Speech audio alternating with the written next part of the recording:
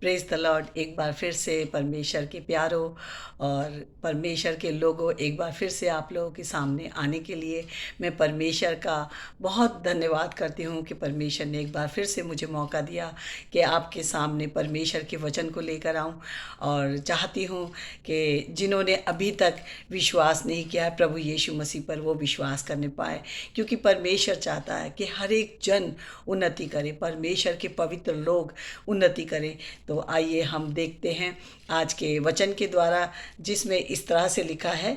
हम पढ़ते हैं इफिसियों 4 और उसकी 12 आयत में क्या लिखा है, जिससे पवित्र लोग सिद्ध हो जाएं और सेवा का काम किया जाए और मसीह की देह उन्नति पाए।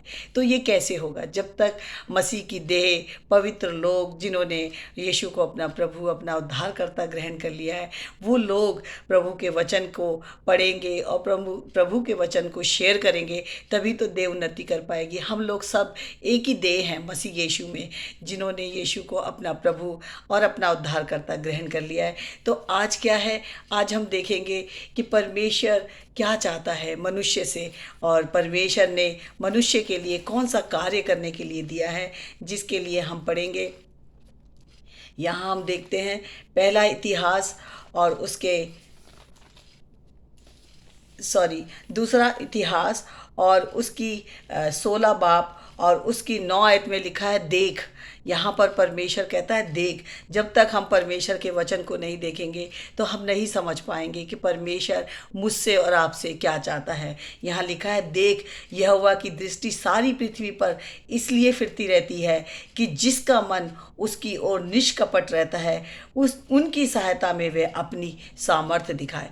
तो परमेश्वर आपसे और मुझसे अपनी सामर्थ्य को दिखाना चाहता है। वो चाहता है कि जब तक हम परमेश्वर के वचन को नहीं पढ़ेंगे, उसके वचन में आगे नहीं बढ़ेंगे, तो हम उसकी सामर्थ्य को कैसे दिखा सकते हैं। तो वो चाहता है कि हम उसकी सामर्थ्य को दिखाएं।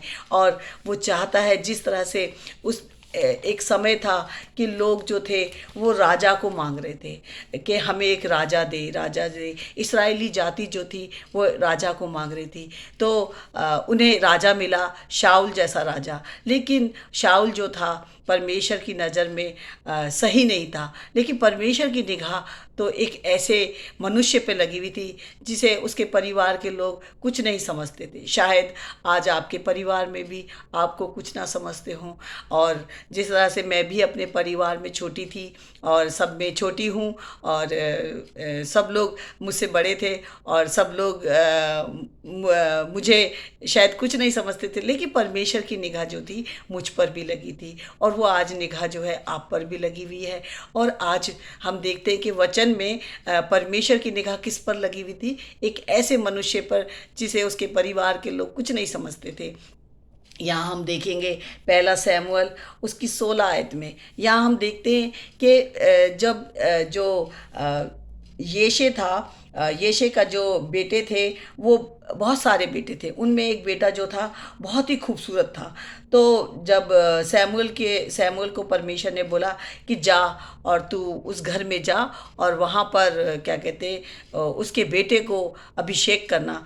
तो परमेश्वर ने उसको बोला कि देख, पहले क्या करना कि तेरी निगाह ना इस मनुष्य पर ना जाए। यहाँ पहला शमूएल 16 और उसकी 7 आयत में क्या लिखा है, परंतु यहोवा ने शमूएल से कहा, ना तो उसके रूप पर दृष्टि करके और ना उसके कद की ऊंचाई पर, क्योंकि मैंने उसे अयोग्य जाना है। क्योंकि यहोवा का देखना मनुष्य का सा नहीं, मनुष्य तो बाहर का रूप देखता है, परंतु यहोवा की दृष्टि मन पर रहती है। आज हम देखेंगे कि परमेश्वर की दृष्टि मन पर लगी रहती है। परमेश्वर ने दाऊद को चुना था। दाऊद जो कि अपने घर में बहुत छोटा था, अपने परिवार में सिर्फ वो तो जानवर चराता था, लेकिन परमेश्वर की निगाहें जो थी वो दाऊद पे लगी हुई थी। और उसके घर वाले तो उसको बोलते थे, उसका पिता बोलता था जा अपने भाइयों को टिफ़िन देकर आ।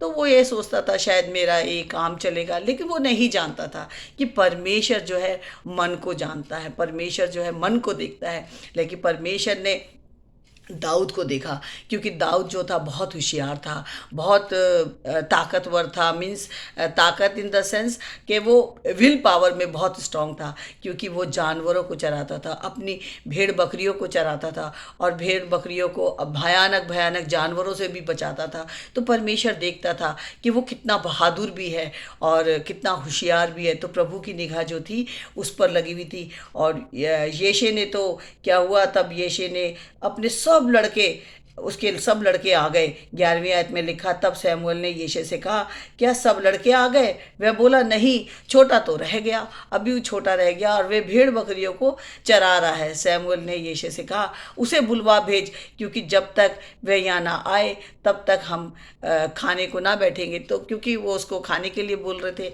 लेकिन वो कहता, नहीं, पहले अपने छोटे वाले बेटे को बुला, क्योंकि परमेश्वर ने मुझे उसके लिए भेजा है। और जब उसने देखा, और दाऊद को उसने जब देखा, तो क्या हुआ कि तब उसे बुलाकर भीतर ले आया।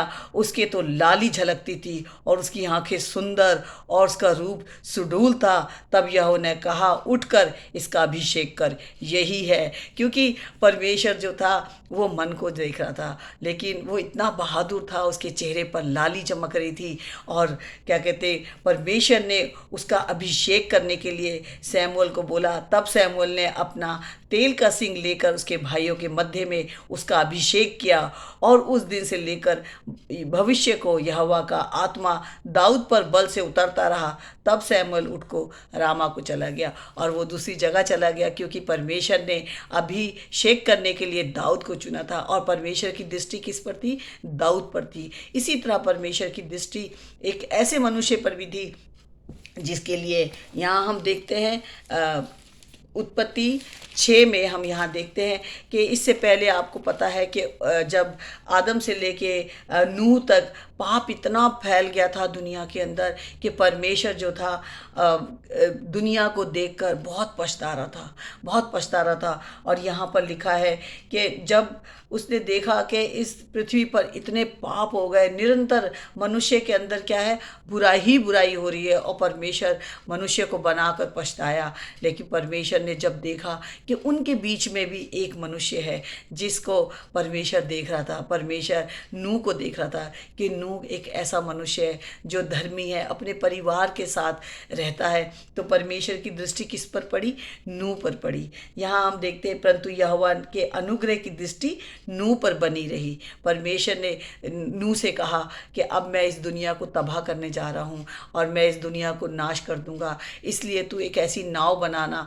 तो वो हैरान हो गया, नाव बनाना? हाँ, लकड़ी से तू नाव बनाना, क्योंकि वो नहीं जानता था कि उससे पहले कभी बारिश नहीं हुई थी पृथ्वी पर। लेकिन परमेश्वर ने कहा, मैं इस दुनिया को तबाह करने जा रहा हूँ, मैं इस दुनिया को बर्बाद कर दूंगा, और मैं नहीं चाहता, क्योंकि मैं मनुष्य को बनाकर पछता रहा हूँ। तो क्या हुआ कि परमेश्वर ने नूह के ऊपर अपनी दृष्टि की, क्योंकि परमेश्वर अपने काम को करना चाहता है, परमेश्वर अपनी सामर्थ को दिखाना चाहता है। इसी तरह परमेश्वर ने आपको और मुझे भी चुना है, जिन्होंने यीशु को अपना दिल दे दिया है, जिन्होंने यीशु को अपना प्रभु, अपना उद्धारकर्ता ग्रहण कर लिया है। परमेश्वर की निगाहें उन पर लगी रहती है ताकि परमेश्वर का कार्य हो, क्योंकि परमेश्वर चाहता है कि उसका कार्य हो। यहाँ हम देखते हैं कि परमेश्वर की निगाहें क्या है, एक और मनुष्य पर लगी हुई थी। यहाँ हम देखते हैं,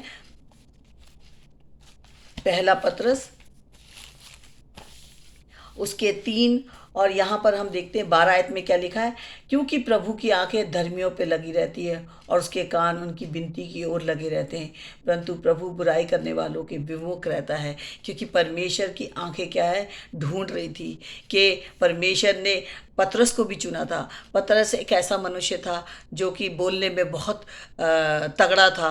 वो जब बोलता था, कई बार तो वो सोचता भी नहीं था कि मैं क्या बोल रहा हूँ, बड़ी जल्दी से बोल पाता था। लेकिन परमेश्वर उसके अंदर की क्वालिटी को देख रहा था। परमेश्वर की आंखें जो थी उसके मन पे लगी हुई थी कि नहीं, ये मेरे कार्य को करेगा। और इसी तरह हम देखते हैं दाऊद के लिए भी परमेश्वर ने, जब दाऊद ने पश्चाताप किया और दाऊद ने अपने प्रभु को, यीशु को, अपना प्रभु परमेश्वर को के सामने अपने गुनाहों से पश्चाताप किया, तो प्रभु की आंखें दाऊद पर भी लगी थी। और उसने यहाँ पे लिखा है भजन संहिता 34 और उसकी 15 आयत में लिखा है, यहोवा की आंखें धर्मियों पे लगी रहती है और उसके कान भी उनकी दुहाइयों की ओर लगे रहते हैं। परमेश्वर की आंखें जो थी वो उनकी लोगों की दुआओं पर लगी रहती है। परमेश्वर अपने कार्य को कराना चाहता है। परमेश्वर चाहता है कि इस पृथ्वी पर कौन मेरा कार्य करेगा, कौन मेरा कार्य करेगा।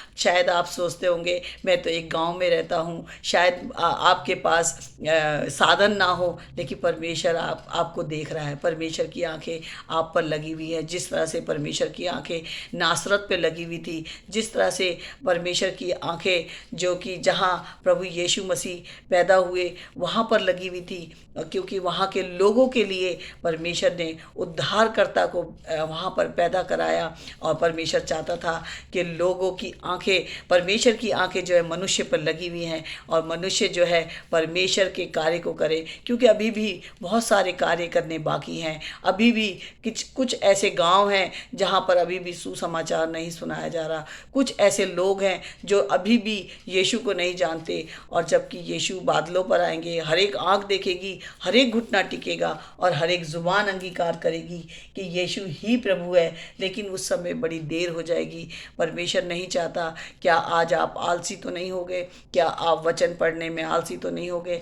परमेश्वर की आगे आंखें जो हैं वो धर्मियों की ओर लगी हुई हैं, वो पवित्र लोगों को देख रही है। और परमेश्वर चाहता है कि उसके कार्य किए जाए, उसकी सामर्थ का कार्य जो है वो बढ़ता चला जाए, क्योंकि परमेश्वर अपने लोगों को ढूंढ रहा है, क्योंकि परमेश्वर के अभी कार्य होने बाकी है। और यहाँ हम देखते हैं पहला कुरिन्थियों 12 उसकी 28 आयत में क्या लिखा है, यहाँ पर 27 आयत से क्या लिखा है, इस प्रकार तुम सब मिलकर मसीह की देह हो और अलग अलग उसके अंग हो। मैं और आप मसीह में अलग अलग जगहों पर हैं, अलग अलग स्टेट में रहते हैं, और लेकिन हम मसीह में एक देह हैं। ये मसीह मंथन क्या है? मसीह की एक वो देह तैयार हो रही है जिससे लोग जाने कि यीशु ही प्रभु है। यहाँ पर लिखा है 28 आयत में, और परमेश्वर ने कलीसिया में अलग अलग व्यक्ति नियुक्त किए। परमेश्वर आज कलीसिया के अंदर, मसीह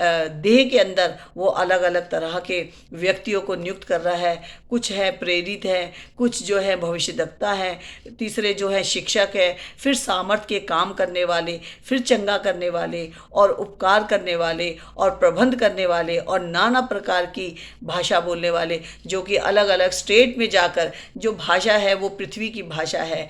कोई ऐसी भाषा नहीं जिसका अर्थ समझ ना आए। हम देखते हैं कि प्रेरितों के काम 2 में जब परमेश्वर ने अपने लोगों पर ऊपर अपना आत्मा उंडेला, पवित्र आत्मा उंडेला, तो उन्होंने पृथ्वी की भाषा बोली। उन्होंने वहाँ पर अलग अलग स्टेट की भाषा बोली, अलग अलग प्रांत की भाषा बोली, एक ऐसी भाषा बोली जिससे लोग जान सके कि यीशु ही प्रभु है, जिससे यीशु मसीह की गवाही दी गई। और उस जगह पर, जबकि इज़राइल में यरूशलेम में उस समय सारे स्टेट के लोग इकट्ठे थे, और परमेश्वर ने, यीशु मसीह ने जब अपना आत्मा उंडेला तो वो लोग वहाँ पर ऐसी पृथ्वी की भाषा बोलने लगे, जिससे उन्हें समझ में आया कि अरे ये तो हमारी ही भाषा बोल रहे हैं, ताकि यीशु मसीह की देह उन्नति करे और परमेश्वर का कार्य आगे बढ़ता चला जाए। और यहाँ हम देखते हैं कि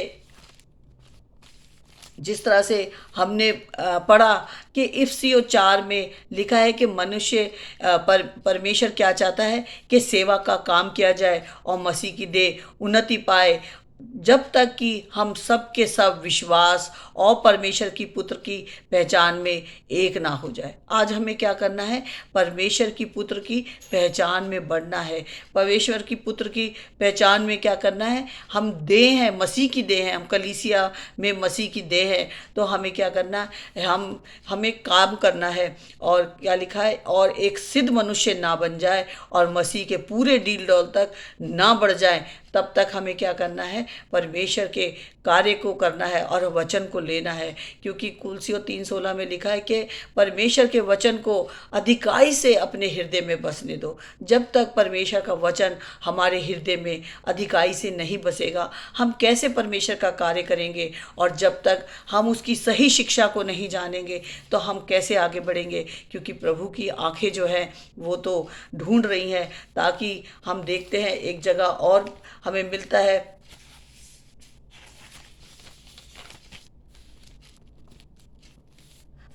प्रकाशित वाक्य 8:4 उसकी 8 आयत में क्या लिखा है। जब यूहन्ना को प्रकाशन मिला और यूहन्ना ने जब यीशु मसीह को देखा तो उसने देखा कि प्रभु की जो दर्शन हुआ उसे प्रभु यीशु मसीह का, तो उसने देखा कि प्रभु की आंखें जो थी वो एकदम लाल आग की ज्वाला की तरह थी। तो उसने क्या करा, यीशु मसीह के आगे अपने आप को सजदा कर दिया। लेकिन जब उसने वहाँ पर वो 4 प्राणी देखिए तो उनमें से एक प्राणी, जो चारों प्राणियों के 6-6 पंख और 4 और भीतर आंखें ही आंखें, और वे रात दिन बिना विश्राम किए ये कहते रहे, पवित्र पवित्र प्रभु परमेश्वर सर्वशक्तिमान, जो था और जो है और जो आने वाला है। यीशु मसीह आने वाले हैं। इसी की खुशखबरी जो है हम लोगों तक लेके जा रहे हैं और लोगों को बता रहे हैं, क्योंकि परमेश्वर चाहता है कि हर जन, जब से मूसा से लेके पतरस तक और प्रभु ने लोगों में पौलुस तक यही बात को बताने के लिए कि यीशु मसीह आने वाले हैं, और उनकी दृष्टि लगी हुई है कि कौन जो है परमेश्वर की सामर्थ का कार्य करेगा, किस में मैं अपनी सामर्थ को दिखाऊं, किस में मैं अपने जलाल को दिखाऊं, तो वो जाकर परमेश्वर का कार्य करे। और परमेश्वर आज आप परमेश्वर की निगाहें आप लोगों को ढूंढ रही हैं, जिस तरह से परमेश्वर की निगाहें मुझ पर थी। परमेश्वर मेरे हृदय को जानता था, मेरे मन को जानता था। मैं एक छोटे शहर की हूँ और हूँ तो बड़ी दिल्ली बड़ी शहर की, लेकिन एक छोटी जगह जहाँ पर मैं पैदा और पली बड़ी हुई, लेकिन परमेश्वर की निगाहें जो थी वो मुझ पर थी। आज परमेश्वर की निगाहें आप पर भी है, ताकि परमेश्वर का कार्य होने पाए। और परमेश्वर का मकसद सिर्फ यही है कि परमेश्वर का कार्य हो और मसीह की देह उन्नति पाए। जिस तरह से हमने अभी पढ़ा इफिसियों 4 में